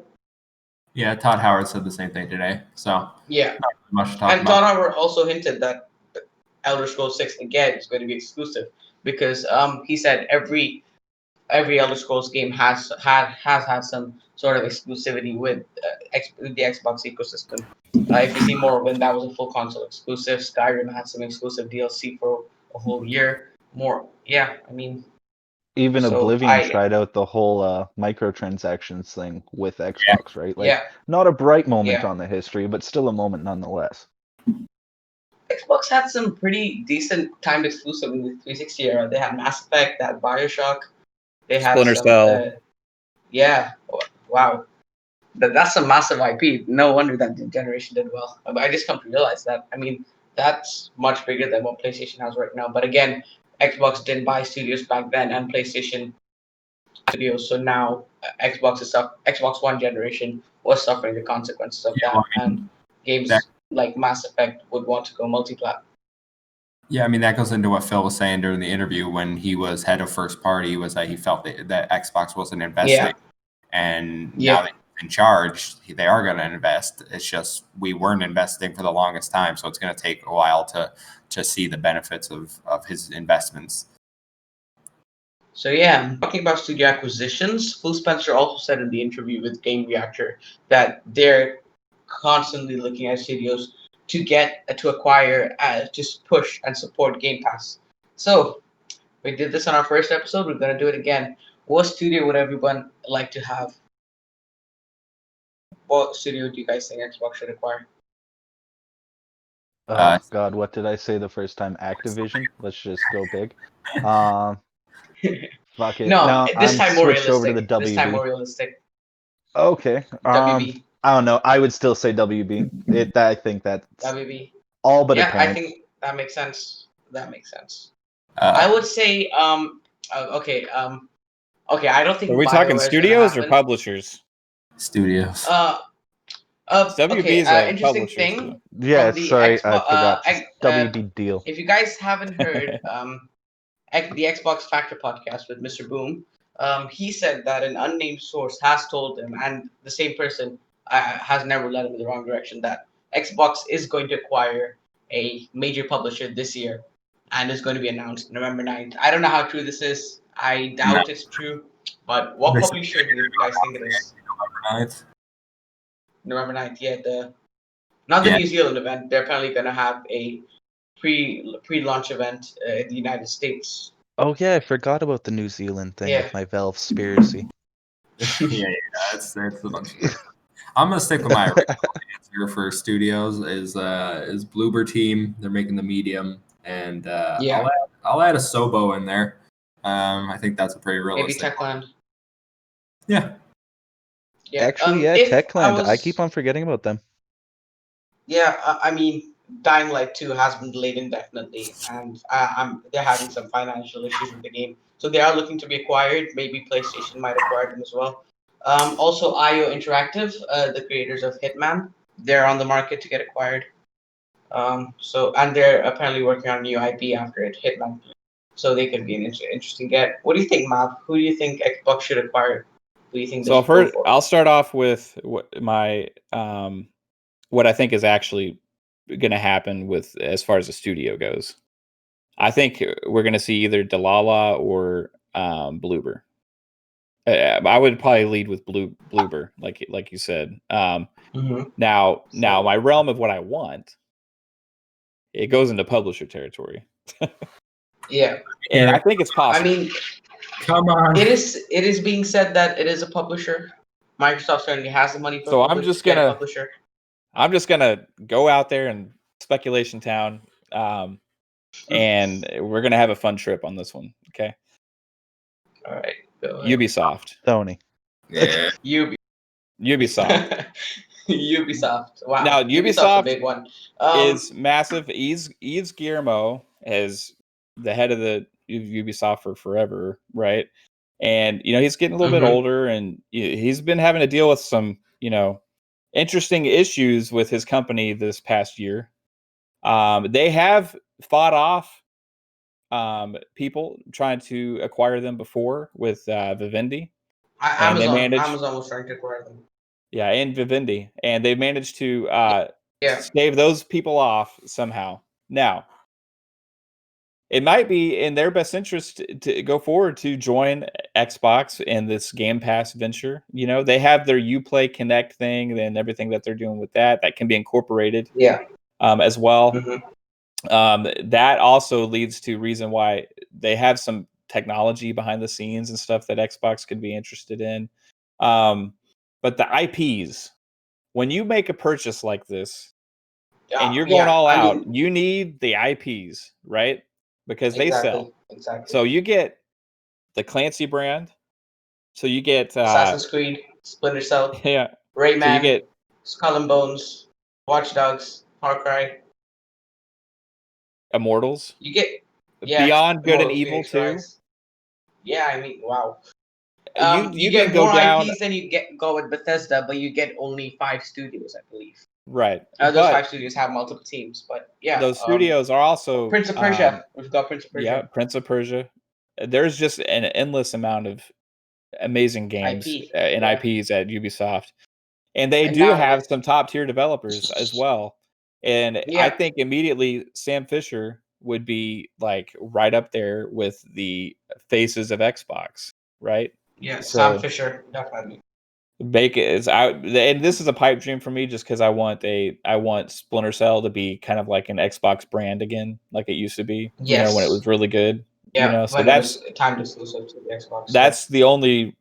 That's what's making me want this to happen. It's just Splinter Cell. I just want Xbox to own Splinter Cell. So if they have to buy Ubisoft to do it, then do it, Xbox. Come on. How much do you think it would cost? I'd say around 12 billion ish. It depends on what their market cap is. I don't know, but it would be significantly more expensive than ZeniMax. It would be probably twice. Maybe 14 double. Yeah, around 14 billion. Yeah. But they could do it. I mean, they have that operating cash. It would definitely be a great buy. I mean, the amount of IPs you get is just endless. But I don't think it's going to happen. Mainly because they don't. I don't think Ubisoft is struggling financially. ZeniMax was struggling financially to support and get games, so that's the reason they were bought out. So I doubt it's going to happen. But I do see something like Uplay, like how EA Play came to Game Pass. I do see something like Uplay. Yeah, and I've talked about it on my podcast. I've said I heard that. I don't think this is going to happen, but I think that we are going to see some kind of a deal, and not just with Ubisoft, but other publishers as well, to bring some of their games on Game Pass, and maybe even at launch. You know, I think it's going to happen in the future, because this is kind of the model and the way the industry's going. So, yeah, I mean, the acquisition I think is going to happen is I would go for WB Games, because they're in debt, 200 billion debt. AT&T, their parent company, so they're definitely looking to sell it off, and they can probably studios would cost around 4 to 5 billion, and then I think they're going to charge some extra to get the IPs, like such as Batman. That Batman would attract a lot of fans from around the world to the Xbox ecosystem and Game Pass and Xcloud. So Batman would be a great get, and also the Middle Earth series, Shadow of Mordor, won Game of the Year 2014, I believe. So yeah, that brings great IP as well. It brings around 9 studios, I believe. 3 of them are support studios, and then we have Avalanche, Monolith, Rocksteady, WB Montreal, and yeah, that would be a great buy. What would your buy be, Kevin? What do you think? I said Bloober and Asobo. Yeah, a publisher, of course. Publisher. Oh, publisher. I don't even know, man. So unrealistic to me. I mean, so was ZeniMax. That's true. Yeah. I mean, if you asked me a week before the ZeniMax deal happened, I would have said hell to no. But no to everything that we've said. Everybody was shocked. If we have to choose one, I'm gonna go with Ubisoft, just for Splinter Cell. What about you, Garrett? I already went with the WB thing. I agreed with you. And just to add to your points about them losing money, I believe, like, don't quote me on the exact position's name, but wasn't it like a third-party marketing manager or a deal negotiator person started working for WB Publishing? and it just so happened to be from the Yes, same company yes, that that did happen. they got a person to work for from Xbox. Like, I forget, sorry for the poor wording. But yeah, I'm not so basically a sure person about to look that. over these I sorts don't of know. deals. I don't remember the exact Yeah, company. the same company that did the Bethesda one for Xbox just so happened to be working for WB Games at the Hint, same hint. time, right? So I it sort of mean, goes they into could it. go for a spree of shopping, like how they did in 2018. They announced Undead, Ninja Theory, Obsidian, inXile, and announced like Bluebird, Techland, WB, Ubisoft all at once. That would Well, be yeah, but insane. in But addition to this, it's sort of like it's foreshadowing the next bit because we're all, yay, console war this, console war that. But I think with the Bethesda purchase, that was yeah, the big bomb that changed that, so to say. Now it's all yeah, going to be about a content war. How much content could they get to the consumer exactly. so that we It's spend more of a most of our streaming time with wars their now. We're in the ecosystem, right? streaming wars now Yeah. against Amazon And when you're and looking Google. at those, buying publishers all of a sudden makes a lot more sense. You could buy a Exactly. third more content now exclusively for your brand with Yeah. a publisher. Exactly. I So, mean, if Microsoft were to acquire Ubisoft, they would have 3 E3 conferences now. yeah.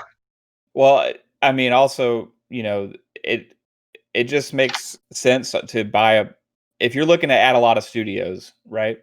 Yeah. If you buy a publisher, that's kind of they already have an operations in place and everything. So you can kind of have that, okay, we're acquiring you, we're going to bring you into the fold, but you can also manage within yourselves, right? So if Yeah. you go out and buy like 20 more studios or whatever, then imagine the amount of work involved with getting every separate studio on board under the umbrella. Whereas if you purchase a self-contained entity like ZeniMax, okay, you're dealing with the head ups, and then everything goes down from there, right? So Yeah. it makes sense business wise if you're looking to keep expanding on a large scale to do that, and that's why I said it's in our best interest if it's guys like Xbox or Sony getting these publishers or studios, if we like playing games on console, because Yeah. Exactly. Anyone I Yeah. over think it's Amazon or Stadia at this point. right. We're years away from cloud gaming being and I think a long way away from cloud gaming being able to be as good Yeah. But I as think now is the right time to start building the foundation for it. exactly right. So anytime Xbox or Sony makes one of these acquisitions, even if it's exclusive to that platform, I'm gonna be happy about that as opposed to Amazon or Yeah. Google. They're playing the long game. They're definitely playing the long Yeah, game. Yeah. One more studio I wanted to talk about is Larian. Have you guys played Baldur's Gate 3 on PC? not yet. No, not yet for me. I'm waiting for the full release. Yeah, I Same. mean, Larian did an amazing job with that game, and now that Xbox's new model is Play Anywhere, getting a studio that specializes in making games for PC, such as Baldur's Gate 3, they can maybe port that over to console and Game Pass. But having a studio like that would definitely help. They would be a good get. The Divinity games are really good as well. So Exactly. Yeah, they're proven to be able to put and out quality I don't think content. they would cost a lot either. Maybe 150 million. They definitely wouldn't cross that. Yeah, So I think it's time to move on to Phil Spencer was talking about the initiatives and Compulsion Studios games. So when he was asked which game he was most looking forward to or anticipated for, he said Compulsion and Initiatives game. So the Initiative game is now in a playable state. Phil Spencer has played it and he's excited for it. So how do you guys feel about that? you know who else played it is Drew Murray's daughter. Yeah, his daughter played it. I said that So last. Yeah, that gives me mixed reviews on the whole daughter thing, man. Like, I don't know, is this gonna be like the biggest hyped no, up No, 10 no, it's plus definitely not. not. game? I mean, I'd let my daughter play my game even if it was like an immature game. Exactly. If I was And making it, maybe that's overblown. yeah, I Yeah. mean, I don't think it's as mature as GTA or Cyberpunk. Maybe somewhere along the lines of what, Tomb Raider, Ghost of Sunset Tsushima was. Overdrive. Yeah, Tomb Raider. Yeah, exactly. Yeah. So, and it's in early stage, so if there wouldn't be that much, and he probably gave us. And the daughter said that the game has improved a lot since the first time she played. So I'd see that as a sign that it's ready to be shown.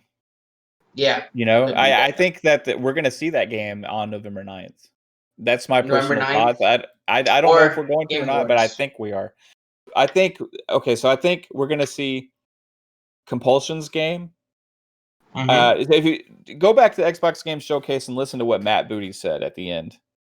He said, "Now you may have noticed we didn't reveal all of our first-party games, but by the end of the year, you will know what the rest of them are." Right?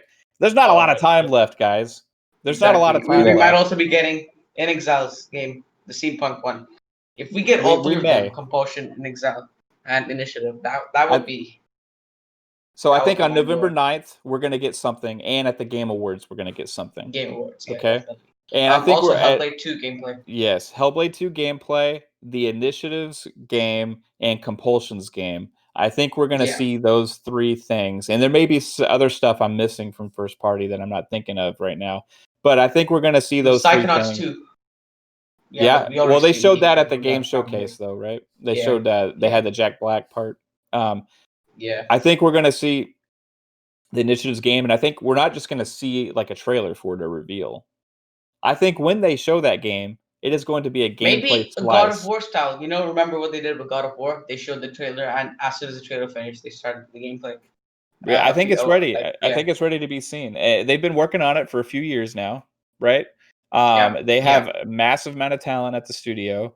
I saw last year Phil Spencer tweeting about playing that game, and also now we've seen it again this year. And also, he dropped a little thing about his daughter playing the game and stuff like that. And there was rumors that it was going to be part of Xbox Game Showcase, but it was pulled to be able to hold it to contend against whatever Sony might have. Now we still yeah. haven't seen that game. Also, there's rumors that Sony did hold back some things as well that they could have shown.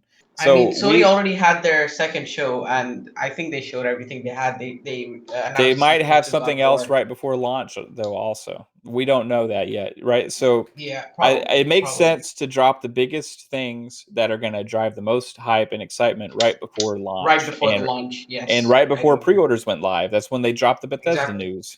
Was the day Yeah, before that. So right before the sales go live, they're going to give us something. They're going to tell us something. It's either going to be acquisition, or we're going to see gameplay, we're going to see a game reveal, or whatever it is, and it's going to be awesome. Whatever it's going to be. So I'm excited about that. yeah. I just don't know what it's going to be. It's gonna be those Game of the Year contenders, like you know how Last of Us, Ghost of Tsushima are, because you know they have immense amount of talent from the Sony studios coming to help make that game. Well, if you think about what they And need to show gameplay of a next gen focused exactly, game, right? exactly, exactly.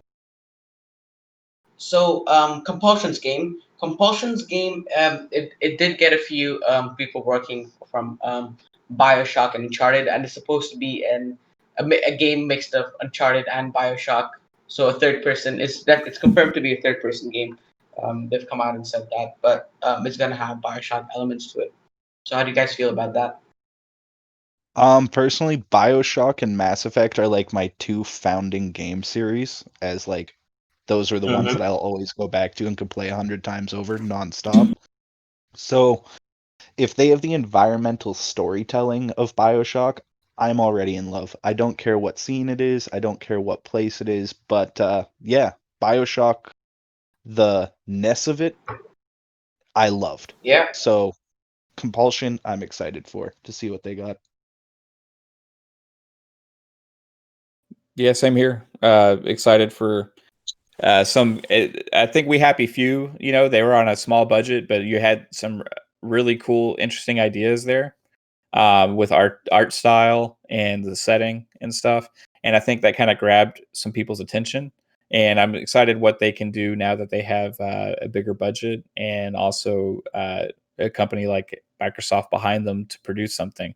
So I think whatever it is, they were acquired because of whatever this is.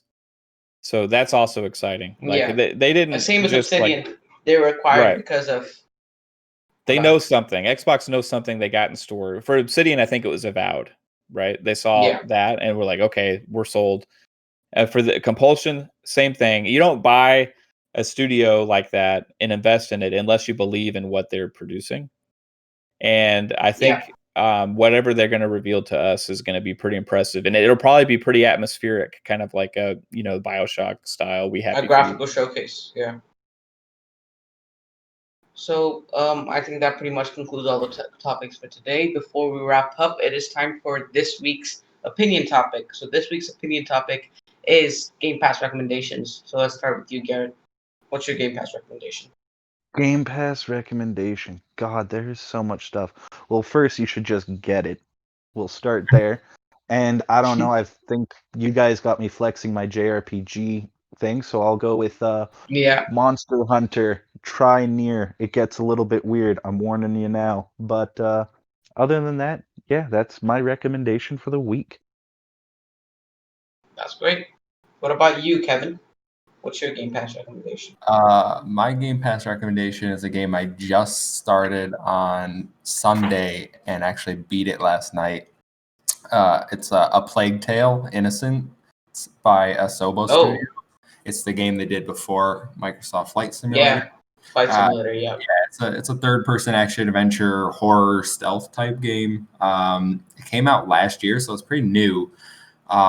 And I swear I didn't hear anyone talk about this game. I heard it recently on a podcast I was listening to, and I decided to check it out. And this game is phenomenal. Like, it's absolutely amazing. It might be in my top 5 most best games of this generation. That's how much I enjoyed it. I obviously played like 15 hours this week of this game. It's got like different chapters, and the chapters either take like the tone of like a stealth mission or a horror game where you're trying to fight off these rats that'll eat you alive, or a more story-based. There's only a few story-based ones, but I mean, there's puzzle solving. The characters are great. The story's great. I would highly recommend anyone check this game out. What about you, Mav? What's your Game Pass recommendation? Does it have to be just one? You can say as how many ever you want. Okay, I got about 1,000. No, no, there's not that many games in Game Pass, unfortunately, but we'll get there. Eventually. So, Rainbow Six Siege. The one cool thing about this game is that now that it's on Game Pass, you have accessibility between you and your friends. So before, that was always a hurdle for me to like, okay, Rainbow Six, I don't really have a squad to play with.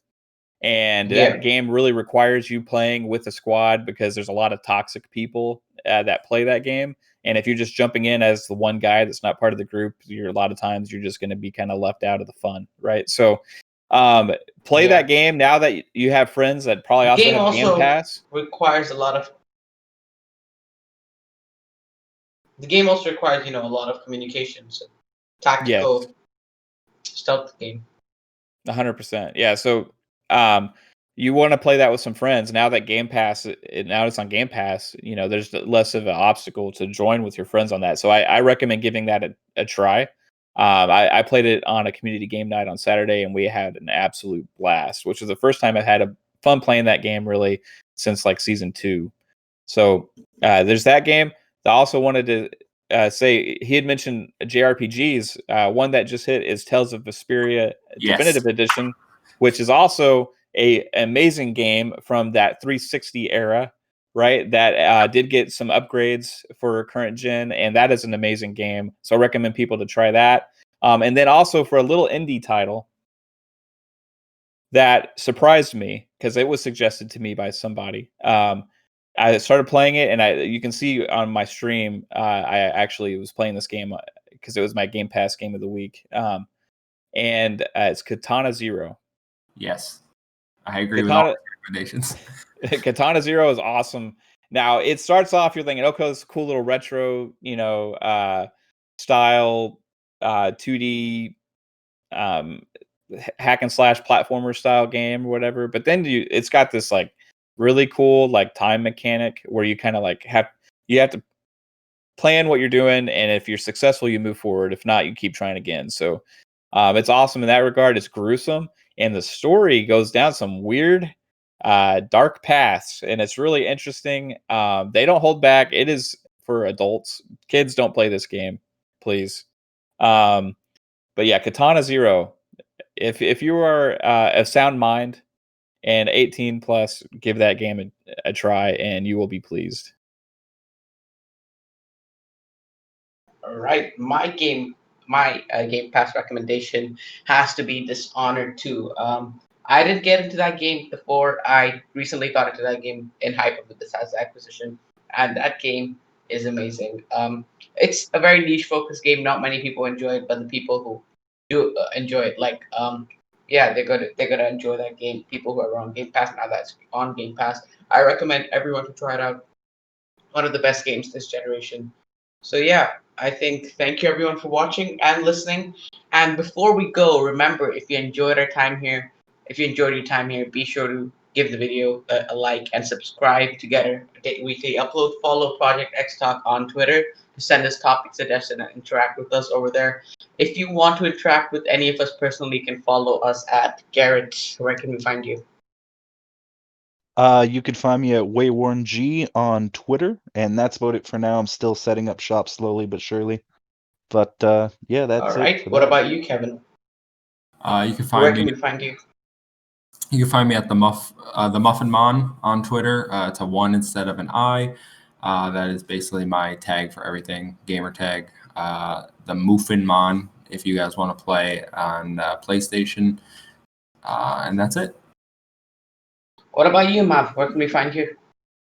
Fun Speculation at Twitter, Fun Speculation YouTube, Xbox Ultimate Podcast, everywhere that you can find audio podcasts. That's Amazon Music, Google Podcasts, Spotify, iTunes, wherever you listen. Also, it's on the YouTube channel. And I'm going to record that tomorrow. It hits on the weekends. You can see me streaming on YouTube. And on Xbox Live, Mav7. MAV space 7. And I'm also having a giveaway tomorrow. We're going to be playing, which you're Cyberpunk. going to be joining me on.